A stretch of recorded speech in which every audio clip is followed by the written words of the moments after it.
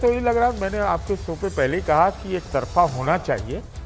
ये मोटा मोटी मुझे लगता है कि इतना तो नहीं आएगा कि हमारी राय ये, कांग्रेस पार्टी अगर ये बीजेपी रहती तो कह देता 10 साल के बाद, लेकिन कांग्रेस है तो इनकी अब उसमें से 10 सीटें घटा लीजिए तो नतीजा लगभग वही रहेगा। 49 आपके हिसाब से 49, 50, 52, 55, ये कौन? अवधेश जी, ये जो पहला आंकड़ा हमने दिखाया, क्या कहेंगे आप इसको देखिए? देखिए, पिछले चुनाव में 25 सीटें का वहाँ का परिणाम 5000 से नीचे पर आया था, जिसमें 15 सीट ऐसे थे जो 2000 से 5000 के बीच थी, 7 सीटें ऐसी थी जो 1 से 2000 के बीच थी और 3 सीटें तो 1000 के भी नीचे थी। तो जाहिर है कि वो लड़ाई जो इतनी कांटे की थी वो किधर भी जा सकती है हरियाणा में। इसका वोट परसेंटेज देखना पड़ेगा कि वोट परसेंटेज इसमें क्या है। वहाँ 1000, 2000, 3000 से भी सीटें पलटेंगी अगर टक्कर है तो इसलिए अभी मैं इस सीट पर तो कुछ नहीं कहूंगा, लेकिन ट्रेंड जो है चुनाव की ऐसा रहा है कि कांग्रेस 4, 2, 6, 6 और 4, 10 सीटें ऐसी हैं, मतलब 4 में अन्य है, इंडियन नेशनल लोकदल के पास 4 दिखाई दे रही है, ऐसा अभी जो आकलन है। जेजेपी के पास 2 है, जिसका INLD 4 से 6 पर ही थी लड़ाई में। ठीक, बिल्कुल। अदिति, जरा आपका रिएक्शन भी हम चाहेंगे। जो अभी आंकड़ा हमने पहला आंकड़ा दिखाया है, ये आपको लगता है लगभग यही होने जा रहा है या कुछ आपको लगता है इसमें बदलाव होगा? ये एक्सपेक्टेड लाइंस पर है। कांग्रेस की बहुमत की स्थिति लग रही है पहले से, उनके इंटरनल सर्वेज में भी इंडिकेशन है। इनफैक्ट यही वजह है कि पार्टी ने पूरा का पूरा दारोमदार इलेक्शन का इस बार एक ही इंसान को दे दिया है, भूपिंदर सिंह हुड्डा।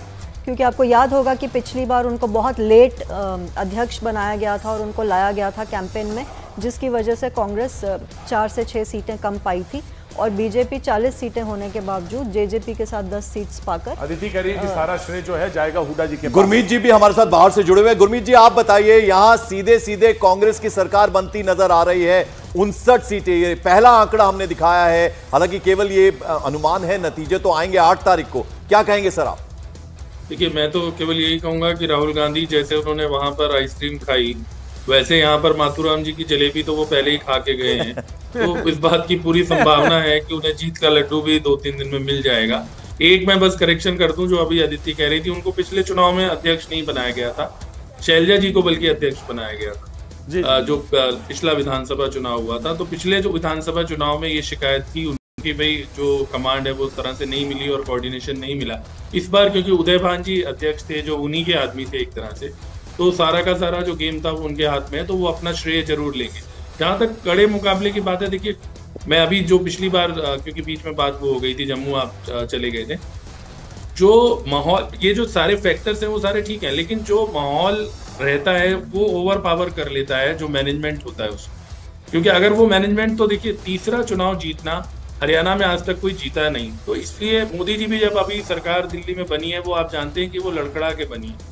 यहाँ पर तो दूसरी चुनाव में, चाहे वो हुड्डा साहब हो या वो मनोहर लाल जी, दोनों ही, और ये एक संयोग है कि जब दोनों दूसरी सरकार बनी थी तो 40 पे बनी थी केवल, दोनों की। राइट। उन्होंने हजका से MLA तोड़े थे, इन्होंने जेजेपी से समझौता किया था।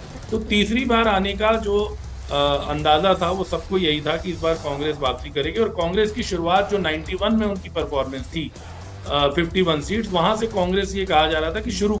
अब वो आगे जहां तक जाएगी, कड़ा मुकाबला, कम मुकाबला, वो ठीक है। गुरमीत जी, हम लौटेंगे आपके पास। विवेक, अभी मुस्कुरा रहे हैं आप, लेकिन ये नतीजा नहीं है, ये केवल एग्जिट पोल है। ये बहुत, देखिए सतीश जी ने तो सही कहा कि एग्जिट पोल्स में तो ज्यादा विश्वास नहीं, लेकिन मैं कहूंगा आपका आकलन बिल्कुल सही है, लगभग इसी रेंज में आएगा। इमोशंस थे, हिसार, सिरसा, डबवाली, रतिया, सारा मैं घूम करके आया हूं, मैंने देखा है एंटी इनकम्बेंसी बहुत ज्यादा स्ट्रांग